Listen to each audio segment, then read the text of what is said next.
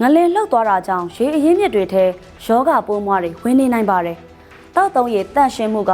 အခုကာလမှာတိတ်ကိုအရေးကြီးတာပါ။ဒါကြောင့်မလို့ဖြစ်နိုင်မယ်ဆိုရင်တော့တန့်စင်ထားတဲ့တောက်ရည်တန့်ဘူးတွေကိုတောက်ပါ။ဒါပေမဲ့လည်းရေတန့်မရနိုင်တဲ့နေရာတွေမလို့တွင်းရည်ဘုံပါရည်တွေတောက်မယ်ဆိုရင်လည်းရေကို3မိနစ်လောက်ပို့ပွက်စုအောင်ကြိုပြီးမှပဲတောက်ကြပါ။ပြီးတော့ရေတန့်ဆေးပြားတွေလှူတဲ့သူရှိလို့ဖြစ်ဖြစ်ဝယ်ပြီးတော့ပဲဖြစ်ဖြစ်ရေတန့်ဆေးပြားနဲ့တန့်စင်ပြီးတော့ရေကိုတောက်ပါ။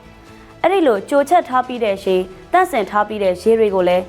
တန့်ရှင်းပြီးအဖုံးပါတဲ့ခွက်ပလင်းတွေထဲမှာတင်စီပြီးတော့တောက်သုံးပါနော်အရေးကြီးတာကတော့စားတောက်တာတွေမလုပ်ခင်တိုင်းမှာ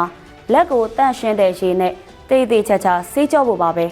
ဒီချက်တွေကိုသတိထားပြီးတဘာဝဘေးအလွန်ကူးစက်ရောဂါတွေကိုကာကွယ်ကြရအောင်ပါ